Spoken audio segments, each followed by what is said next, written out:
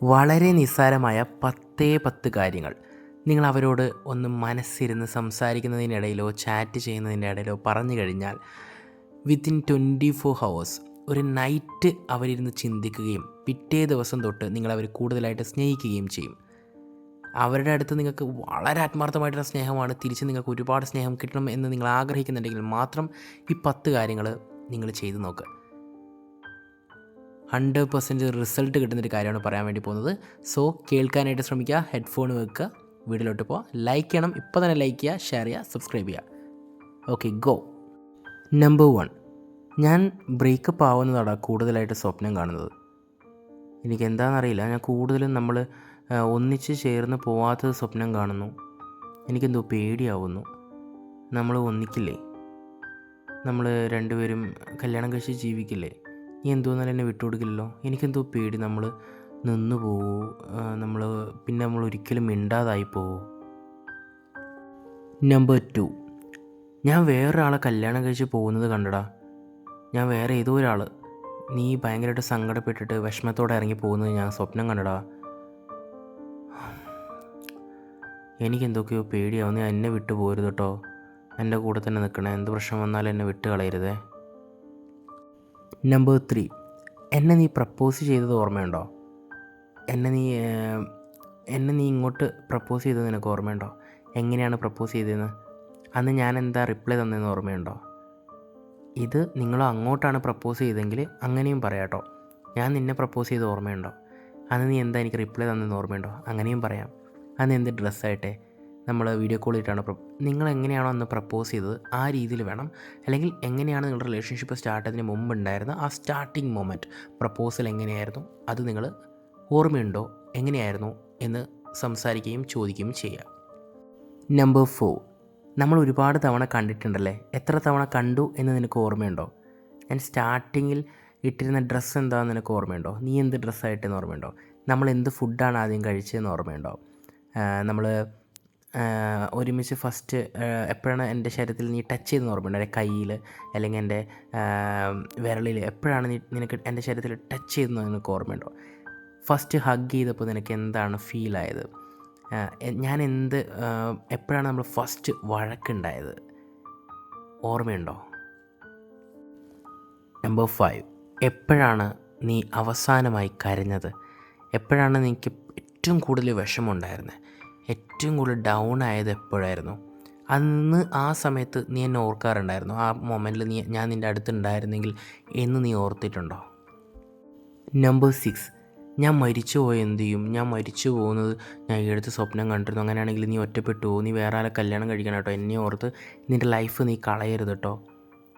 അങ്ങനെയൊക്കെ സംഭവിച്ചു കഴിഞ്ഞാൽ, ഞാൻ ചുമ്മാ പറയുന്നതാണ്, എന്നാലും ബൈ ചാൻസ് അങ്ങനെ സംഭവിച്ചാൽ കേട്ടോ, വഴക്കുണ്ടാക്കാൻ പറയുന്നതല്ല, അങ്ങനെ എന്തെങ്കിലും സംഭവിച്ചാൽ നീ ഓക്കെ ആയിരിക്കണം കേട്ടോ. നീ എന്നെ ആലോചിച്ച് ജീവിതം കളയരുതേ.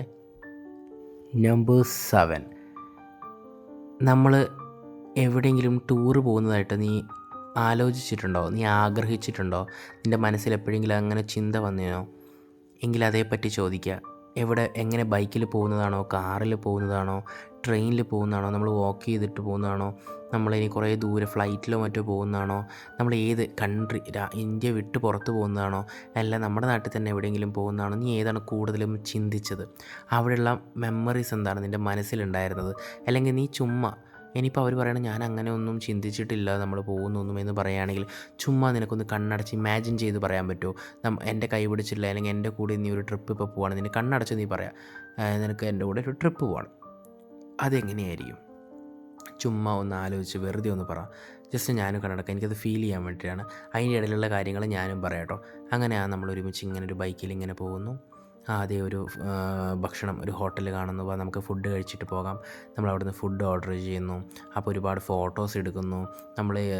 നമുക്ക് അങ്ങനെ ചെറിയ കുഞ്ഞു പോയിൻ്റ്, ബൈക്കിന് പെട്രോൾ അടിക്കണ്ടേ, നമുക്ക് അവിടെ നിന്നിട്ട് അപ്പുറത്ത് നല്ല വ്യൂ പോയിൻ്റ് ഉണ്ട്, അവിടെ നിന്ന് ഫോട്ടോ എടുക്കാം. അങ്ങനെ കണ്ണടച്ചുകൊണ്ട് മാത്രം അത് അവരോട് പറയാനായിട്ട് പറയാം. ഇനി അതവർ ജസ്റ്റ് ഇമാജിൻ ചെയ്ത് പറയുന്നതാണെങ്കിലും എല്ലാം ഇനി എപ്പോഴെങ്കിലും അവരെ ഓർത്തൊരു കാര്യം ഉണ്ടാവും. നിങ്ങളെയും കൂട്ടി, എൻ്റെ പാർട്ട്ണറെയും കൂട്ടി എനിക്ക് ഇങ്ങനെ ട്രിപ്പ് പോകണം എന്ന് അവർ ഓർത്ത് ചില മൊമെൻ്റ് ഉണ്ടാവും.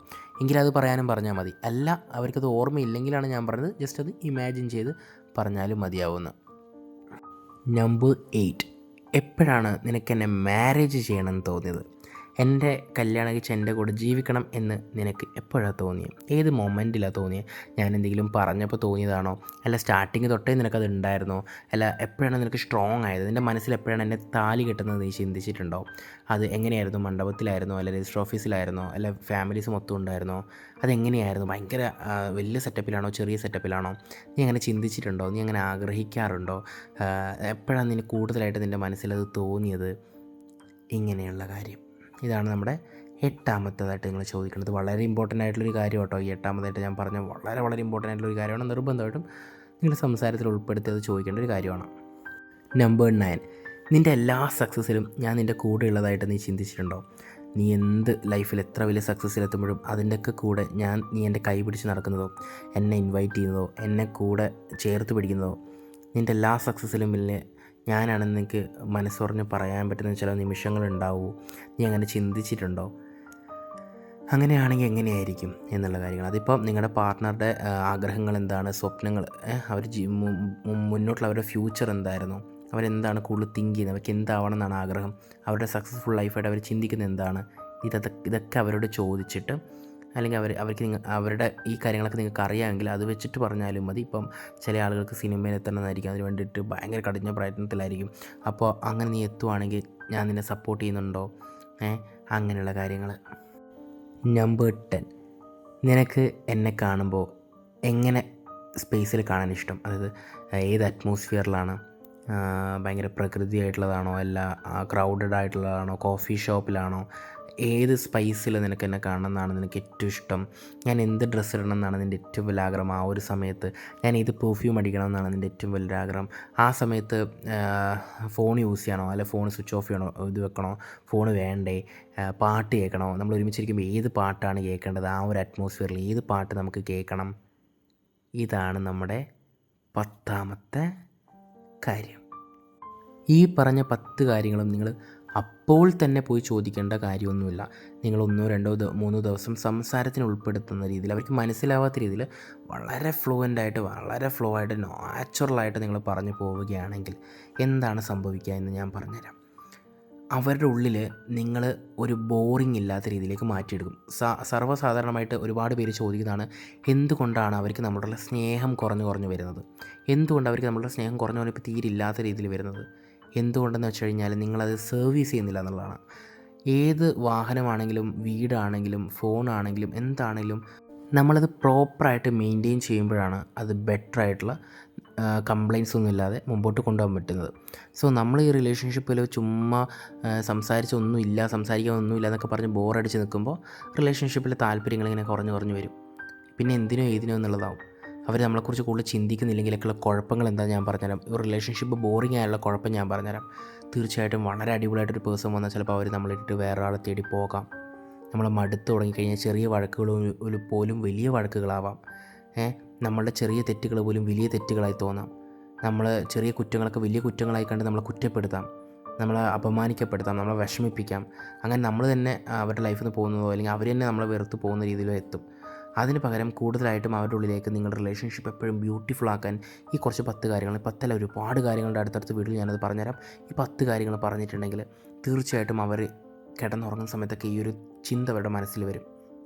അവർ ഉറങ്ങുമ്പോഴൊക്കെ നിങ്ങളെ കൂടുതൽ സ്വപ്നം കാണാനായിട്ട് തുടങ്ങും. നിങ്ങളെക്കുറിച്ച് കൂടുതലായിട്ട് അറ്റൻഷൻ കിട്ടുന്ന രീതിയിലേക്ക് ഇത് മാറും. നിങ്ങളുടെ ഈ ഒരു റിലേഷൻഷിപ്പ് ഭയങ്കര ബ്യൂട്ടിഫുള്ളാക്കാൻ ഈ 10 കാര്യങ്ങളെ കൊണ്ട് പറ്റും. കേൾക്കുമ്പോൾ നിങ്ങൾക്ക് വളരെ സിമ്പിളായിട്ട് തോന്നുന്നുണ്ടാവും, എന്നങ്ങനെയല്ല. ഇത് വളരെ റിസൾട്ട് കിട്ടുന്ന ഒരു കാര്യമാണ്. ഒരുപാട് ആളുകൾക്ക് റിസൾട്ട് കിട്ടിയിട്ടുള്ളൊരു കാര്യം കൂടിയാണ് ഞാനിപ്പോൾ ഈ പറഞ്ഞ 10 കാര്യങ്ങൾ. ഓക്കെ, ഞാൻ പറയുമ്പോൾ നിങ്ങൾക്കത് എത്രത്തോളം വ്യക്തമായിട്ടെന്ന് എനിക്ക് മനസ്സിലാവുന്നില്ല. എന്നാലും നിങ്ങൾ ഒറ്റയടിക്ക് ഇത് പറയണമെന്നില്ല കേട്ടോ. ഫോൺ വിളിക്കുന്ന അതേ സമയം തന്നെ പെട്ടെന്ന് പറയണമെന്നില്ല. നിങ്ങൾ പതിയെ പറഞ്ഞാലും മതി, ഒരു കുഴപ്പമില്ല. സംസാരിക്കുന്നതിൻ്റെ ഉൾപ്പെടുത്തി 10ഉം ഒരുമിച്ച് പറയണമെന്നില്ല. ബാക്കിയുള്ള പല കാര്യങ്ങൾ പറയുമല്ലോ. അപ്പോൾ ആ ഒരു കമ്മ്യൂണിക്കേഷനിൽ കൊണ്ടുവന്നാലും മതി. അതിൻ്റെ ഇടയ്ക്ക് വേറെ കാര്യങ്ങളൊക്കെ പറഞ്ഞാൽ വീട്ടിൽ എന്താണ് സുഖമാണ്, എല്ലാവരും എന്ത് ചെയ്യുന്നു, അതിൻ്റെ ഇടയ്ക്ക് അതിന് വേറെ കാര്യം ചോദിക്കാം. അങ്ങനെ നോർമൽ അവർക്ക് മനസ്സിലാവാത്ത രീതിയിൽ ഈ 10 കാര്യങ്ങൾ നിങ്ങളൊന്ന് ട്രൈ ചെയ്ത് നോക്കുക. റിസൾട്ട് കിട്ടിയ ഉറപ്പായിട്ടും കമൻറ്റ് ചെയ്യണം കേട്ടോ. ഇതെനിക്ക് റിസൾട്ട് കിട്ടിയതെന്ന് ഉറപ്പായിട്ട് കമൻറ്റ് ചെയ്യണം. ഞാനത് പിൻ ചെയ്ത് നോക്കാം. നമുക്ക് നോക്കാം എത്ര പേർക്ക് അത് റിസൾട്ട് കിട്ടിയിട്ടുണ്ട് എന്നുള്ളത്. സോ ഈ ഒരു വീഡിയോ നിങ്ങൾക്ക് വളരെ ഇഷ്ടപ്പെട്ടു എന്ന് ഞാൻ വിചാരിക്കുന്നു. അടുത്ത വീഡിയോ ആയിട്ട് വെയിറ്റ് ചെയ്യുക. So love you guys, take care and by.